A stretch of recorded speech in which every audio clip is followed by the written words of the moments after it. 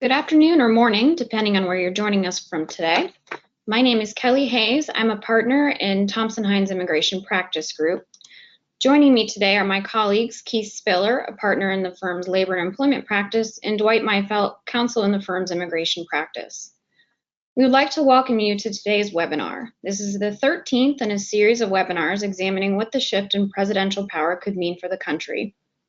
Today, we'll discuss how evolving U.S. Customs and Border Protection and Immigration and Customs Enforcement practices impact both international business and personal travel, and what employers should do to mitigate risks. Before we begin, a few housekeeping items. Today's program is being recorded, and we will send you a link within the next few days. This presentation is intended for the general information of individuals and organizations on matters of current interest. The thoughts and opinions expressed today are those of the individual panel members only and do not necessarily reflect the opinions of the panel members' clients, employers, affiliates, or Thompson Hine. The content should be taken as advice, as the views expressed here today are for informational purposes only. If you have any questions during the webinar, feel free to use the question box located in the control panel on the right side of your screen. We will answer as many of the questions as we can at the end of the webinar. CLE credit for today's webinar is pending. Please be sure to complete the verification of attendance survey. The link to the survey is posted in the chat. We will also paste the link in the chat at the end of the program. I will announce the attendance tracking code at the end of the program. In the handout panel, you can also download a copy of the PowerPoint slides and the bios of today's speakers. Again, thank you for your interest, and if you have questions as we go along, please use the question box.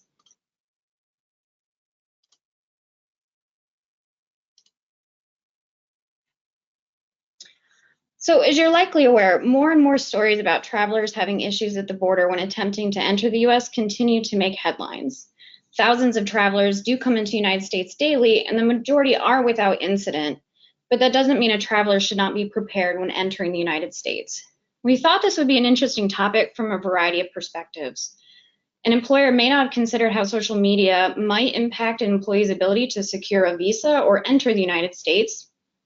And you may have questions about whether you can limit your employees' social media or activism outside of work. As well, all travelers must pass through Customs and Border Protection upon entry, regardless of the position you hold within your company. And you might not be aware, and I certainly wasn't until I got into this practice, but in a post-9/11 world, Customs is watching you from the moment you get off the plane until you leave the airport. They have agents and cameras, and in some airports, what look to be partitions are actually one-way glass, where Customs is on the other side observing travelers as they make their way through the line. Customs is really the final gatekeepers and certainly the final U.S. authority that might keep someone out of the United States and from committing a crime. So, as we'll discuss today, they really have very broad powers to investigate, interrogate, search, detain, and arrest travelers. By now, most of you will be aware of individuals that have been detained either by CBP or ICE for what appears to be their political beliefs, either via participation in protests or their social media activity. The idea for this webinar session came from a very recent seminar that Dwight and I both attended, where we observed a very thoughtful debate amongst in-house counsel attendees on whether they could advise or limit their employees' activities on social media outside the workplace, for the very real possibility that a traveler could be searched, and including their company-issued laptops or phones, or if they have a foreign national employee population, that employee could be denied entry to the U.S. or have their visas and work authorization revoked. Keith will give his thoughts on the law and best practices from an employer perspective as it relates to social media. And as well, our immigration team has seen an uptick in questions since January on all types of international travelers and whether their phones can be searched. Does it matter if the person has global entry, and so forth? So we'll provide some general knowledge for all travelers on what to expect at any port of entry. So big picture, I think we're all aware that we have rights against unlawful government searches and seizures. And these rights come principally from the U.S. Constitution and the Fourth Amendment. And the Supreme Court has made clear that all persons in the U.S. have constitutional rights, not just U.S. citizens or certain individuals with any type of particular visa or lawful status. Now, that said, if you are detained while passing through customs and are asked to open your bag, you should not start shouting to the officer that you declined to do so because you have Fourth Amendment rights. You do not. There is what we call the border search exception, and this that basically says a warrantless search can occur for all persons, their method of transportation, and their things, for the officer to figure out who the person is, why they're attempting to enter the U.S., and whether or not they're in the process of committing a crime or intend to do so.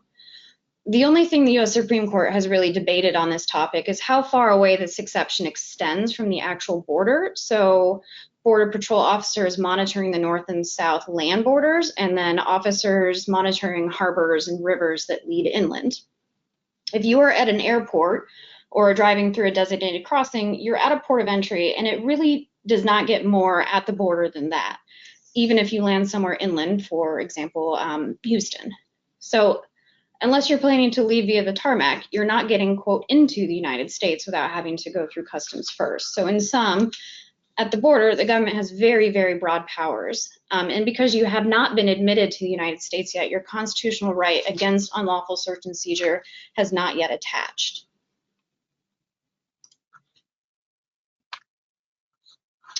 If you're detained and your bag or device is searched, this quote actually comes from the piece of paper that Customs hands to you that explains that they have the authority to do this.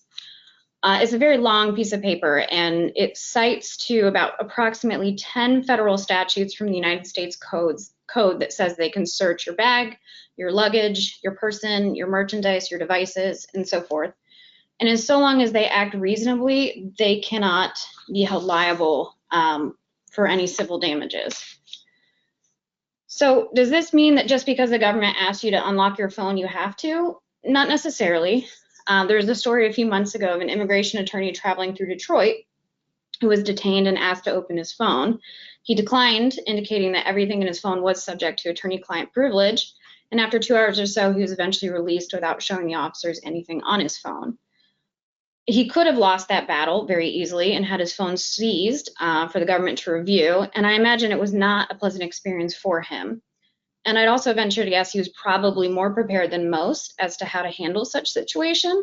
Later, Dwight is going to give you some tips on how to handle these interactions. But even armed with all of this knowledge, this can still be a confrontational and adversarial exchange, so not at all fun, and probably not one that any traveler wishes to experience.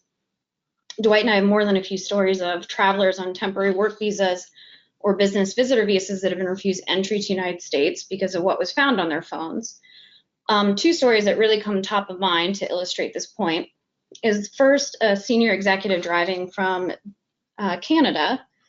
She was stopped in her car and asked to go inside the building for further questioning. And so while she's waiting for her turn to be questioned, she had more than a few comments to a friend via text messages about the appearance of the border officer and his education level or lack thereof.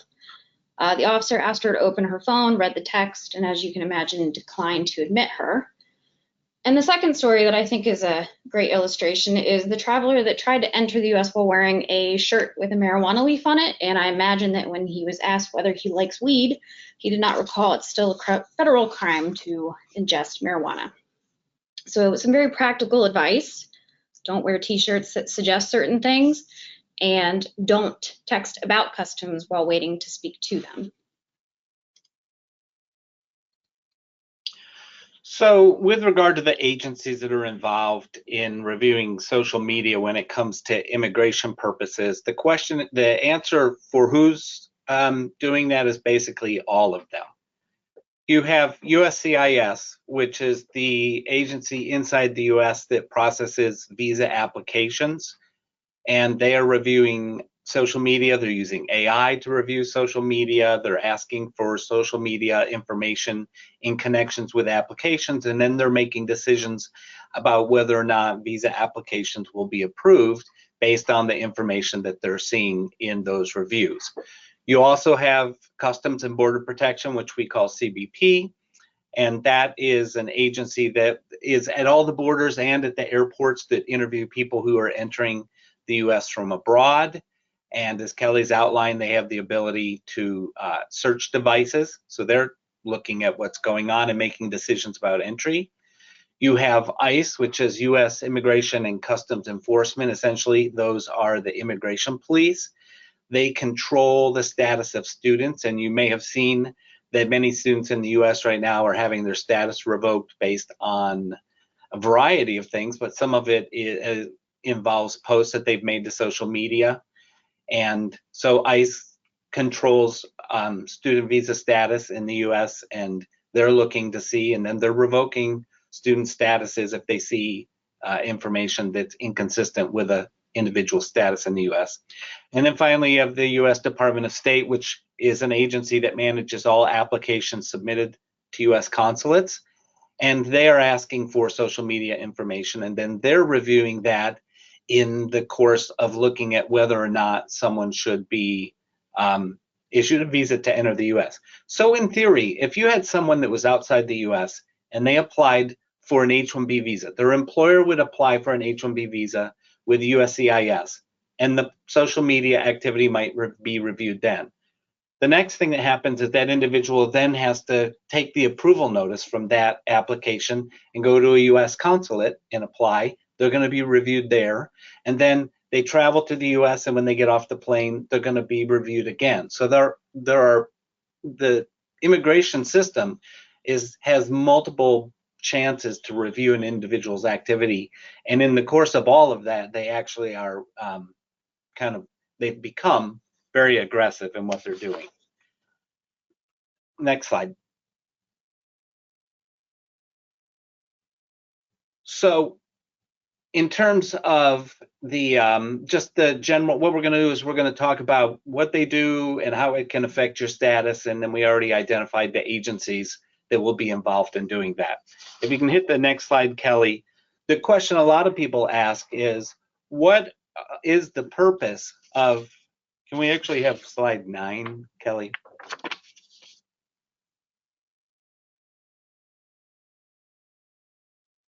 That's slide 12. Well, okay. So what's the purpose of reviewing foreign nationals' social media usage? And it really involves a couple of things. The government's trying to decide whether or not they're going to issue someone a visa, and then they're going to decide whether they're going to let somebody in the US. And then once the person's here in the US, they're going to decide whether at any point in time that person's engaged in any kind of activity that would suggest that their visa needs to be revoked. You also are going to have people that are applying to extend their visa or change their visa. For example, they want to change from being a student to working on an H-1B visa. And a lot of employers obviously don't have interaction with students until the point in time comes when the student is ready to transition from their student visa to working for that employer on quite often an H-1B visa. And at that point in time, all of these activities that the employer may have had no interest in, that the student engaged in while they were a student, suddenly becomes highly relevant for that employer when the student tries to transition to an H-1B visa. Also, they are looking to see if information that's provided in an application is inconsistent with what that individual's activity is. So for example, if you're a student and you don't have authorization to work and the individual's posting, oh, another day on the job, I'm working at this gas station, I can't believe how bad this gas station operates, they're gonna see that and they're gonna, wait, you don't have permission to work, that's a violation of your status. Or you may have an individual that says that, so in order to get a green card in the US, you have to demonstrate that you have the ability to support yourself and you're not going to have to rely on government assistance. And if you had an individual that was posting about financial troubles or that they had applied for food stamps or some kind of support, that would be inconsistent with the representation they'd made on their application, and that could be problematic. And then you also have just issues of national security and public safety. If anybody, is posting that they got a DUI or they got caught with shoplifting and they can't believe how obnoxious, you would ask yourself, why would somebody put that on social media? But they do. I just dealt with the most obnoxious cop and they arrested me and it was over stealing, $1 drink at a store. Well, that's going to be a problem in terms of public safety because they're looking at criminal behavior. And then also national security, is they always want to make sure that no one is engaged in providing support to a terrorist organization that might be a problem. And the interesting thing about the national security piece is that we've actually had cases where individuals said, hey, I went to a party in college and there were a bunch of people there and they invited me to join this group. And if I donated $50, I got to be a member of the organization. And it turned out to be in support of a group that was protesting what was being done by the government in Myanmar. And the problem was that the group was actually, that they had donated the $50 to, that everybody else at this party had donated money to. It turned out that that was a group that was openly advocating the overthrow of the government, and that became a real problem in terms of the person's green card application. So that's what they're looking for. And then some people would argue, and obviously you're going to have people that come down on both sides of this issue, is that they think the review of social media activity is being done in an effort to limit legal immigration to the US. But even separate and apart from that, you've got all of the other issues that are outlined here that the government has a legitimate purpose in pursuing, and they have just now, within the last few years, started to be much more aggressive in utilizing that resource as additional information for them to use.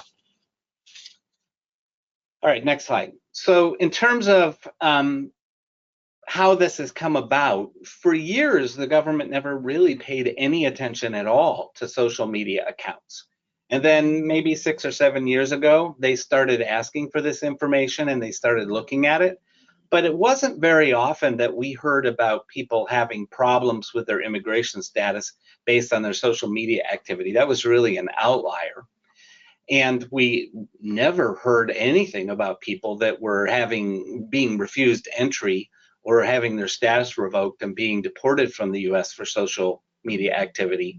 It wasn't only until the beginning of the new Trump administration that we've really seen a rather enhanced level of scrutiny that's been applied to social media activity. And now all you have to do is basically open a news source and you'll see a lot of information about individuals in all varying types of situations that are being refused entry, being removed, and having their status revoked. So essentially, and here's something that's very important, a lot of employees don't realize that it's not just their social media activity that might affect their status, it's also the social media activity of their family members. So when you're an employer talking to your employees, and we're going to talk more in detail later about this, but if you're talking to your employees about how they may jeopardize their status when it comes to what they're involved with on social media, it's important to stress to them that it's every member of their immediate family that's with them in the US on a visa status.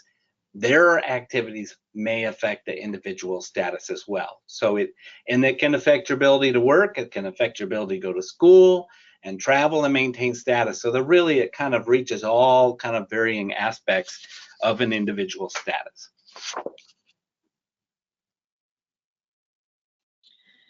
So the overwhelming majority of travelers that come to the United States have to secure a visa first. And the way that you do this is you fill out an application and submit it to a US embassy or consulate, and then you attend a face-to-face interview.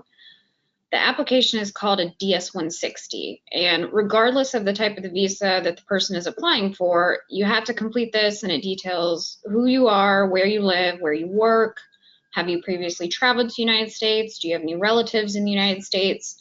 And as Dwight mentioned a couple years ago, 2019, the government added to this application a section that is specifically called social media. And it asks for the applicants to turn over their username, their handles, their screen names, or any other identifier for their personal social media profiles. And so you'll note this was under the first Trump administration, but it did not go away under the Biden administration. This section stayed on the application. And when they implemented it back in 2019, the government said it was for, quote, identity resolution and vetting purposes based on statutory visa eligibility standards.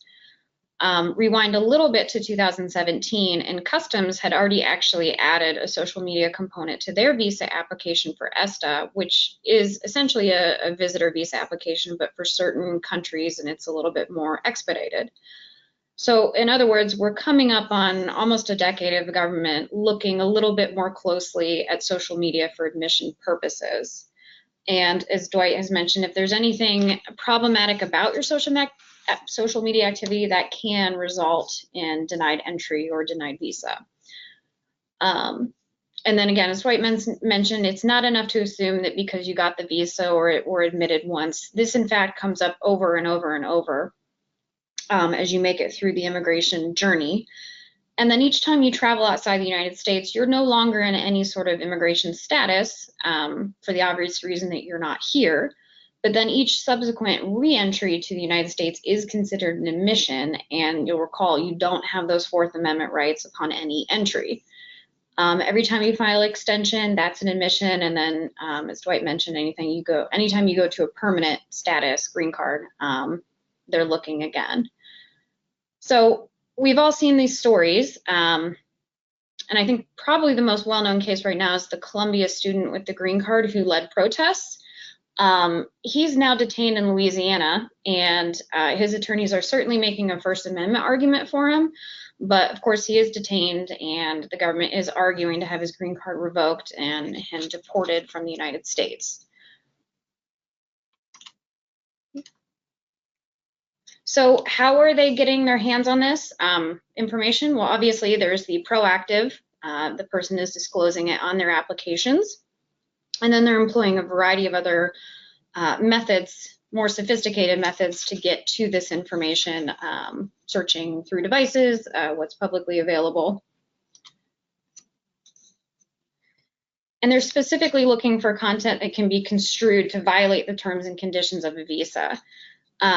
So U.S. citizens, you're in a little bit of a different category because your citizenship obviously can't be revoked. If you're a green card holder, that can't be taken away without a judge making a ruling. But these are certainly the types of things that are leading to further detention and interrogation each time you enter the United States. I read a story a few weeks ago, I think, about a U.S. citizen who's a comedian, and she was returning from a series of shows in Canada. And she was detained briefly for a comedy sketch that was critical of the current administration. So this is not an isolated incident focused clear or only on foreign national travels. And I think it's worth noting here as well that Customs is not necessarily only looking at social media. Think about everything that you have on your phone. So if you enter United States and expressly say to Customs that you're here for personal reasons, you're going to Disney World, and then the officer opens up your phone, opens up your calendar app, and then sees a bunch of meetings set up in New York City, business related, then obviously your purpose of entry looks to be somewhat inconsistent with the statements that just came out of your mouth.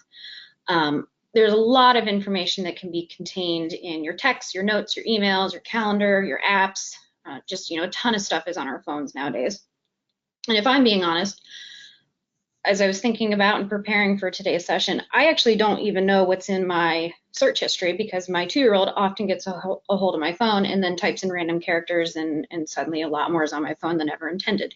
So to take the kind of toothpaste tube analogy, if you're passing through Customs, you're flagged, you're detained, you're questioned, and an officer comes to some sort of judgment that you are doing something or you have not been consistent with your purpose of entry, or whatever it is that they have in their mind about you, it's very hard to then get that toothpaste back into the tube. So with that, we're going to turn it over to Keith for his thoughts on common questions related to employer considerations. We know that all employers listening today do have employees' best interests in mind, and then obviously you want to be mindful of your company property and anything that could be looked at by the government if your employees carrying a government issue or company issued phone with them. So let me just jump in and say that what we're going to do is I'm going to ask Keith. So Keith Spiller is a partner in the Labor and Employment Group at Thompson Hine. He's the guru, the expert, the guy we go to when we have labor and employment questions. And I'm going to walk through with him some questions that we are being asked by our clients about an issue from the labor and employment perspective, which we as immigration attorneys can't answer. So thanks for joining us, Keith. The first question is the most obvious one of all, is can an employer even monitor an employee's social media account? Yeah, thanks, Dwight. Happy to help. The clear answer is yes. And by the way, employers in the US are monitoring employees' social media accounts. I saw a survey recently that was a career builder stat. 48% of employers reported regularly looking at their employees' social media. So it is going on.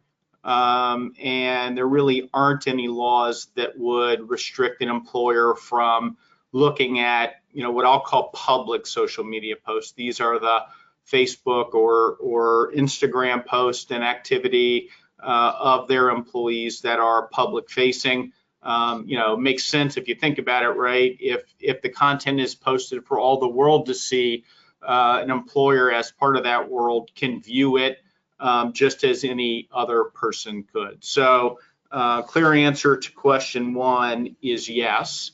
And then let's take a look at the next slide to talk about what we're seeing in terms of some of state action here. And this is where most of the action is right now on curtailing social media access. I would say, and this number changes what seems like every day, but right now we've got about 27 states have enacted some limitations statutorily on how an employer can access their employees' social media. And it really, I think, you can break these down into kind of three different prongs. Some states have all of these, some states have one or two, but most of them restrict an employee being forced by their employer to provide login information to their personal social media accounts or emails. And that would include being forced to divulge screen names as well. An employer under these statutes cannot insist an employee that they change their privacy settings so the employer can then take a look at what they've got. And interestingly, there's also restrictions in most of these states on an employer requiring their employee to connect or friend the employer or supervisor as a business or an individual. And I put at the bottom of this slide what we certainly have been telling employers for decades, which is the best practice, regardless of what state you're in and what the law is in that state. The best practice is to tell your managers that they should not be friending through social media the employees that they supervise and manage. And you really don't want to blur that line. And it's normally just from we don't want the knowledge that we can sometimes glean from being friends. Maybe somebody will not show up for work, and there might be indications on social media as to why, and that might be inconsistent with what the employee told their boss. It might be, I went to see the doctor today on my medical condition that hadn't been previously disclosed to the employer. So those are the sorts of things that cause us to really tell our clients not to blur that line between being an employee and being a friend. Next slide. I've added here an overview of the New York law. It just got passed. This is New York State law, not city. It got passed in March of last year, so it's just been around for 14 months or so. It prohibits employers and potential employers, and I highlighted that here for you because your applicants, these same rules apply to your applicants, not just your existing employees. And it restricts employers and potential employers from requesting, requiring, or coercing an employee or applicant to, as I said earlier in the prior slide, disclosing usernames or passwords to personal accounts, accessing the employee's personal account in the employer's presence, sort of the shoulder surfing concept, right, that we saw, and then reproducing any video or photo or information in their personal account that they do somehow gain access to. And interestingly, this statute only applies to private social media accounts. So if an employer has a public social media account or has a social media account that they work on for their employer, this statute does not apply. So that's question number one. You know, can an employer look at it? The answer is most likely yes. So let's go to question. So before we go to question two, I'll tell you what seems unfair about this to me, which is, and I guess if I'm an employer, help me figure this out. So if I'm an employer and I have a business and my employees are engaging, posting stuff to their social media accounts, and it doesn't affect me in any way, maybe I don't like what they're posting, but I don't really care. But suddenly we've come into this kind of situation where I've got an employee that I spent an obscene amount of money to get them a visa. And I've also they've asked me to start for them. And it may be like an H-1B visa that if I have to terminate them or if they get terminated, I'm not allowed to ask them to reimburse me what could be up to $10,000 in costs to get them that visa.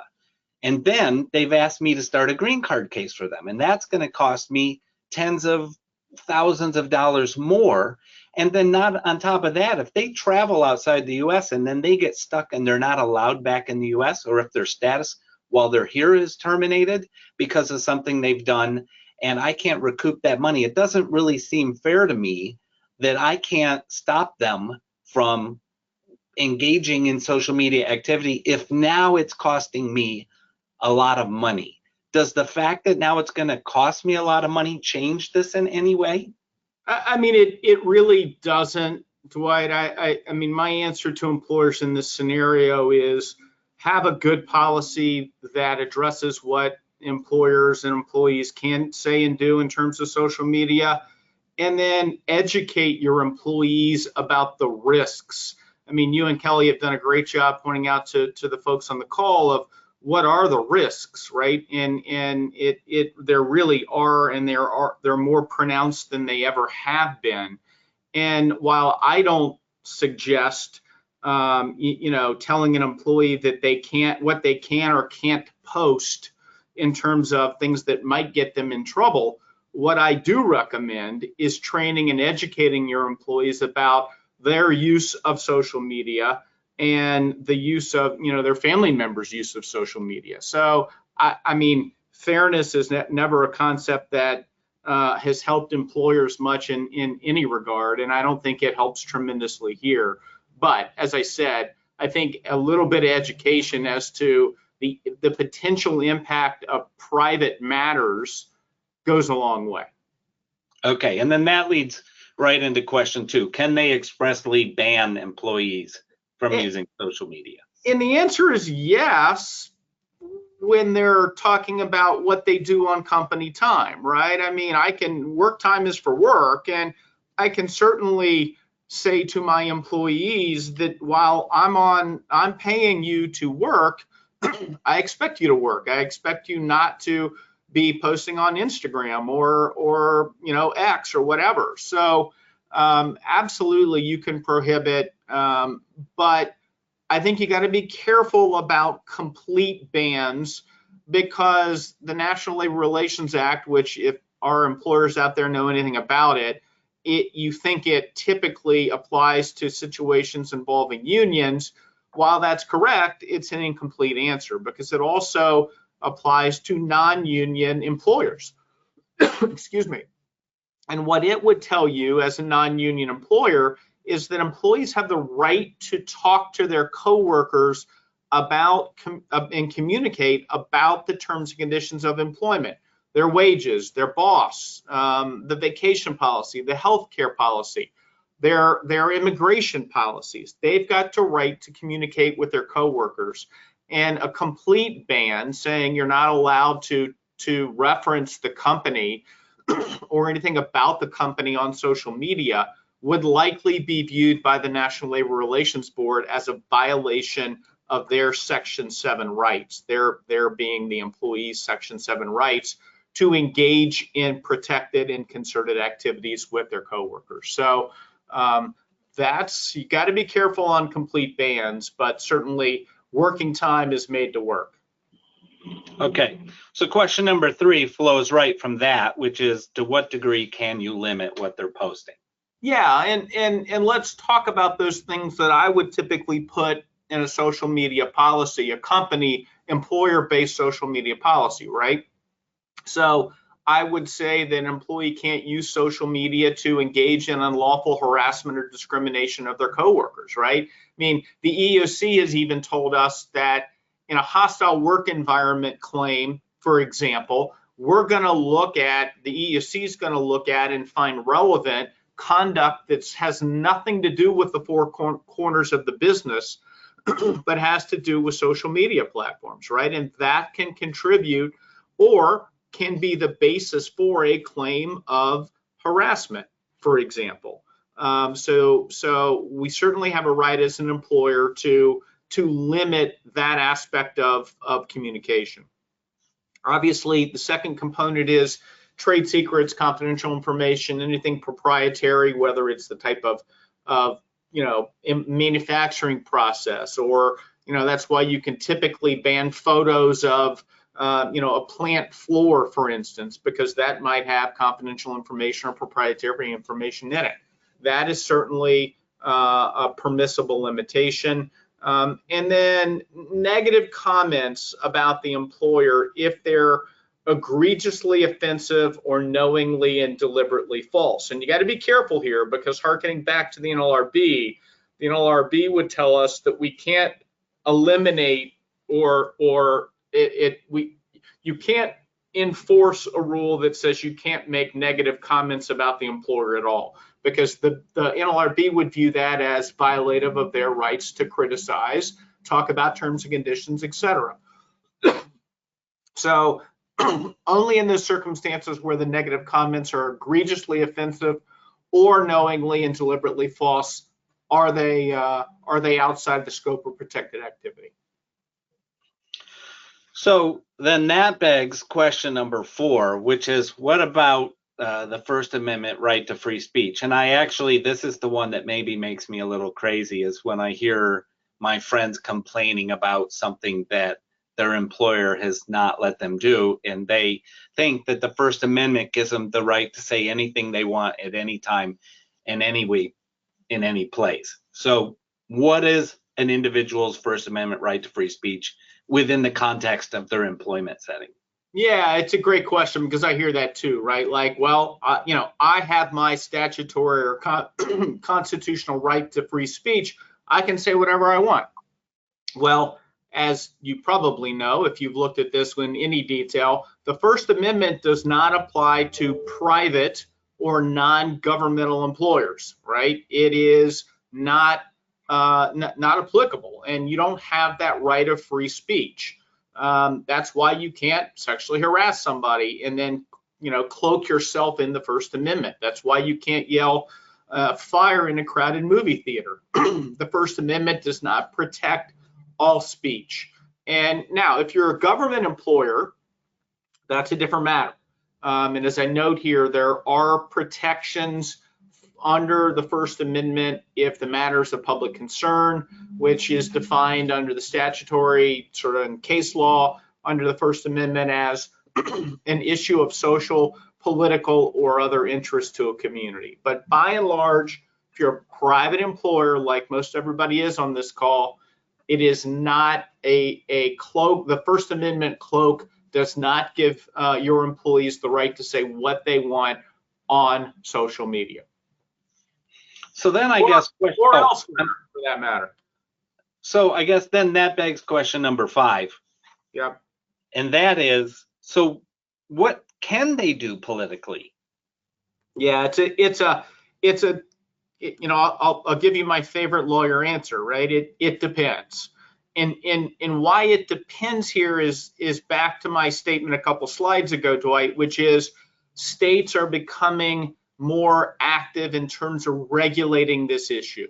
And they're getting through that, they're regulating it through a couple of different ways. First are what we call lawful off-duty conduct. And we've got a number of states led by, as an employer, all bad things start in California and move east, from my perspective, and this one is certainly no exception to that rule. California and now Colorado prevent employers from taking action against their employees for their lawful off-duty conduct. Doesn't matter what it was, what it is, if you're allowed to do the conduct outside of employment, as an employer in those states, you can't terminate your employee for engaging in whatever that lawful off-duty conduct is, whether it's smoking cigarettes, whether in Colorado it's smoking marijuana, right? So those are the types of things that we normally see this get applied to, but we're beginning to see these off-duty conduct statutes being applied in the states that are relevant to political posts, to say, I have the right to engage with my friends and people on social networks to talk about politics. Those are my protections as a U.S. citizen. So ergo, employers in Colorado and California, you can't fire me for my political posts or take action against me. The second prong of that are states like South Carolina and Louisiana, which specifically say statutorily that employees have the right to their political opinions, and you can't fire them because of those opinions. So New York, California has kind of got the third prong, which forbid employers from preventing their employees from engaging and participating in politics. So for instance, if you were in New York and you told your employees in your policy, in your social media policy, hey, employees, you can't make political posts, that's going to be a problem and violate a number of states' laws. So really, to answer this question with any degree of precision, you need to understand what state law is applicable to your employee, whether where they live or where you operate and employ them. And you really have to understand what your state is doing, because right now, federally, there's not a lot of protections out there. And we're seeing a bunch of different mishmash across the various 50 states. So understanding what your state is and does prevent and doesn't prevent is critical to answering that question. So you said that even if you can't expressly forbid employees from engaging in certain types of activities on social media, you should have a policy in place that, that educates, or you should have a plan for educating them about the consequences of this. So is there any risk, or how would you suggest an employer goes about doing the following? They want to let their employees know that there are certain consequences for their immigration. I'm talking about foreign national employees on visas. There are consequences that may affect their ability to travel or may affect their status in the U.S. How do you do that without running the risk of them saying, wait a minute, you just told us we couldn't post? Yeah, I think it's all about the messaging, right? And the training, and whether you train all your employees who travel or only the people who have specific visas or specific immigration classifications. I mean, that's kind of a decision for you to think about. But I'd want to know first what state I'm in, and that will help me decide how much direction I can give an employee. But generally speaking, back to the education process, right? I tell them not that you're not permitted to post about Myanmar or Gaza or Palestine, but I tell them, understand that because of your immigration status, you are someone that the government agencies you mentioned a couple slides back are going to be very interested in.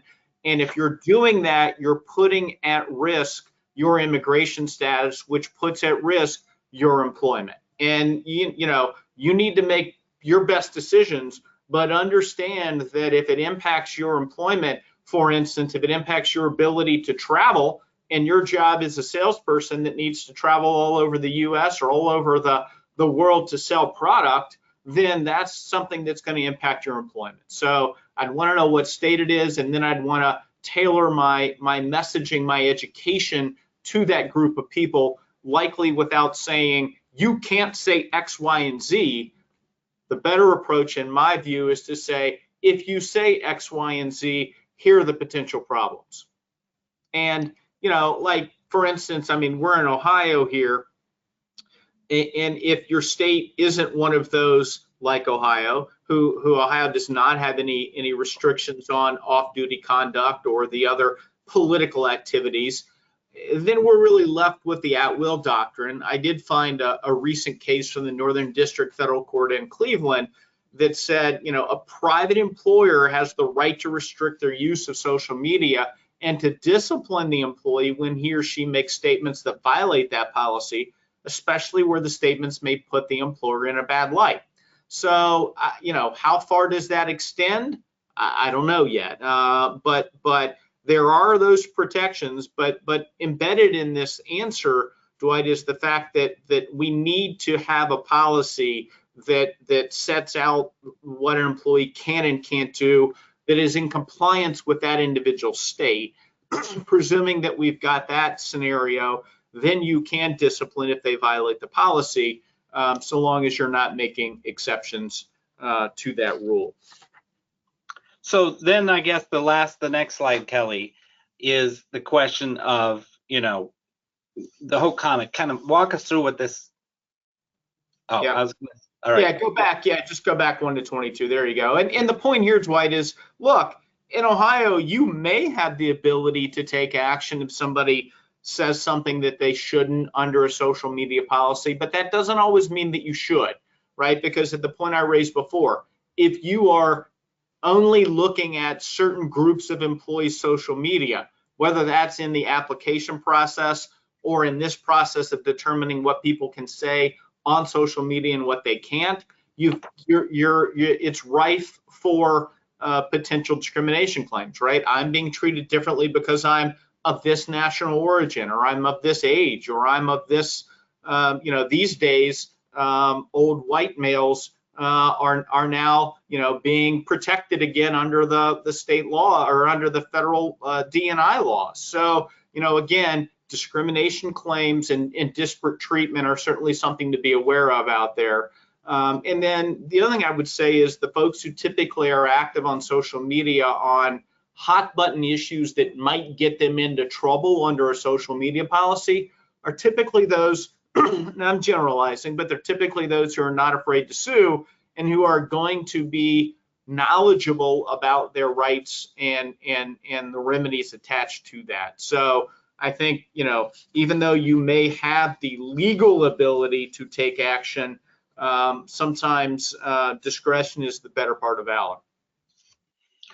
Okay, so I think we've answered kind of, and it's not bad, but we've answered 7 and 8, which is kind of essentially, what if their posts impact their status? Well, you've kind of already talked about what employers need to do, and then that is, how do we best avoid these? And it's really what you've talked about: have a policy, educate, let your people know what's going on. Indeed. Well, thank you. That's incredibly helpful, Keith. And I can promise you that I will be at your door even more than I have in the past as we see this ramp up. And the whole what can an employer do is a fantastic question in terms of how it interplays with immigration statuses. So as summary is, best practice for employers is you need a clear policy.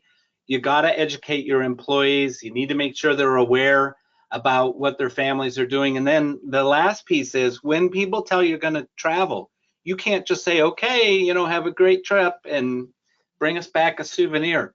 You really now have to sit down and talk to your employees and say, hey, what are your plans? What are you doing? What are you doing? Even like proprietary information, company information on a laptop. Is that secure?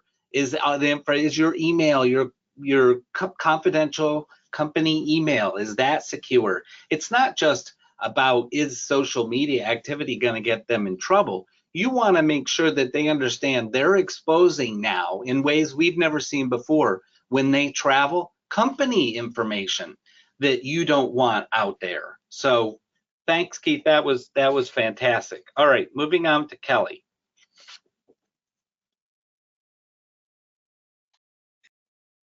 Okay, so we just wanted to give a few tips for best practices for international travel. First, turn off face recognition on your phone for it unlocking just by holding it up, because you obviously don't want to be in the situation where you think you're going to take a stand and not open your phone for any reason, and an officer can simply just hold it, pick it up themselves and hold it right in front of your face. Disconnect from the cloud and anything that would give an officer more information than what's simply on the device. Remove social media apps. Problematic if you've forgotten your password and want to download it later, but I think you'll be okay. And then be mindful of what's in your photos, texts, calendars, and so forth. You might consider traveling with what we'll call a burner phone. Not that we're suggesting you're involved in anything illicit, but if you carry a separate phone for work, can your company issue a different phone that you take for travel purposes? So this one wouldn't be connected to your work email, it wouldn't be connected to the company directory, and so you're still reachable in transit, but then anything you need to do that's work related would be through your laptop and through a VPN connection. And then finally, you might consider telling employees that if they are traveling internationally, and they do have company issued phones and laptops, depending on their purpose of travel, should they even be logging on?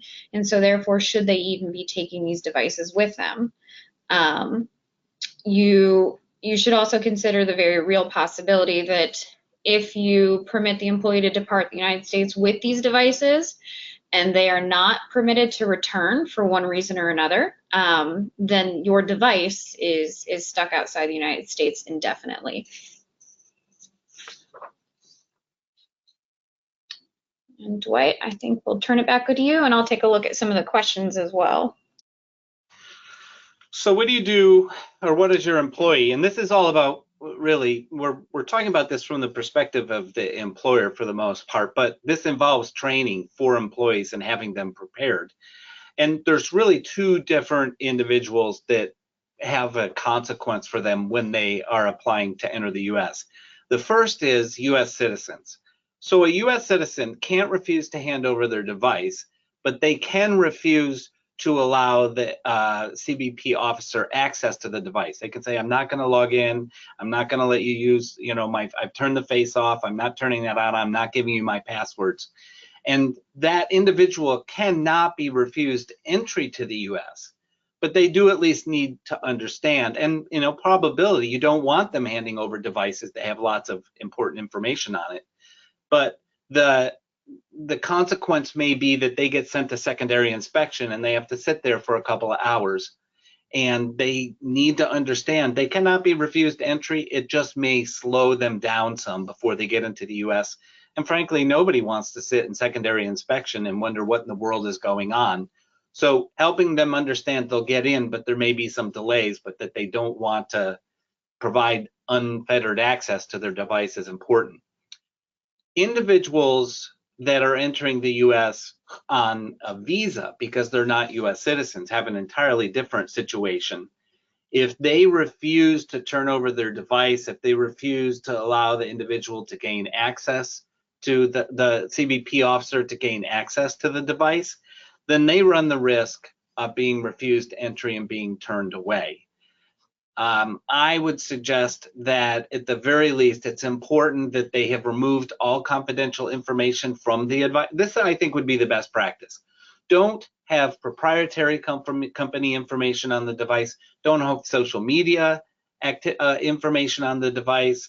Don't have a lot of text messages still on the device. Don't have photos. It's interesting that the doctor from Colombia that was put in removal proceedings, she had photos of having been, I believe, at a funeral for a fairly high-level Hamas leader while she had been outside the U.S. and Lebanon, and that was one of the things that really triggered their interest in her. So if all of that is removed from the phone, and then the individual turns over the phone and says, sure, you can look at my phone, and there's no social media accounts on it, there's no pictures, there's no text messages, there's not going to be a lot the officer can get. That's the best plan. And then you just say, here's my device, here you go, I'll wait while you look at it.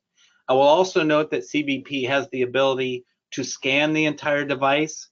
They attach it to a software tool that downloads all the information on the device and retains it. So again, that's another thing that's important to educate your employees about, so they understand the level of technology that's being used to scrutinize their entry. But absolutely, both need to be educated. And as Keith said, you want to educate everybody so nobody thinks they're being selected out, but also you want to educate everybody because your U.S. citizens are being, employees are being scrutinized just as closely as your foreign national employees are. So what happens if a status has been revoked or it's been refused? And the answer is it really depends on a number of factors. For example, if an individual is a student in the U.S. and they have their status revoked, they can apply to have it reinstated. It's a fairly cumbersome process. There's no guarantee it'll actually happen, but they absolutely would not want to start that process without consulting with an attorney immediately to see what kind of options they have. Also, if an individual has been refused entry, they can certainly, I would again suggest getting an attorney involved right away to try to identify the basis for the refusal of the entry, and then that individual, and then to talk about what can be done. Should it involve going back? It depends on what happens to the visa that's in the passport. Do they need to go back to the consulate and reapply? Is there do they need to have an application filed with USCIS, and then when that's approved, it's sent to them, they take it to the consulate? There's a whole variety of solutions that are available depending on the nature of the refusal and the person and their status, etc.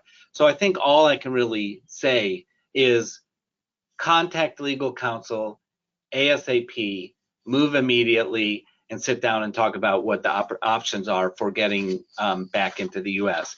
And I'm not going to sugarcoat it. If you're refused at the border, in all probability, for some significant reason, in all probability, it's going to be very difficult to reacquire that status. So never get in that situation in the first place, if at all possible. So a summary before we move to the question: social media activity can have a huge impact on all of your employees. And it's something that you need to put together a policy, and then you need to educate them so that they understand. I mean, some of them are still going to do unfortunate things and travel and have their status affected, but the best way to mitigate that harm to your company is going to be educate, have a policy, and then educate them on it so that you have done really everything that you can possibly do. And then obviously people need to be incredibly careful with digital devices. You know, and again, one of the biggest things of all is you don't want your device out there with incredibly important proprietary company information on it, and you have no ability to control that. Okay, all right, Kelly, I see we have one question. Fire away. Yes. So the question is that I can understand if items are anti-US or offensive to officers, but recently we've seen friends and family rejected for voicing political statements against President Trump's policies. Is that allowable? And the short answer is yes. Oh, yeah, so yeah. And it's a fabulous question, and the answer is, so the real answer is no. You can't just say, I'm opposed to what this administration is doing with regard to Social Security or Medicare or employer rights or gender issues. That should not be a legal basis to violate, to revoke somebody's status or refuse them entry into the U.S. And I think that were that litigated, eventually that would come to a favorable outcome for the foreign national. The real wild card here is that the immigration system has the ability to take that individual and detain them. And that is incredibly traumatic and disruptive to your business operations, to have one of your key employees detained where you can't access them and they can't do any work and they can't continue to do their job. And so again, we cycle back to this idea of, to the degree you can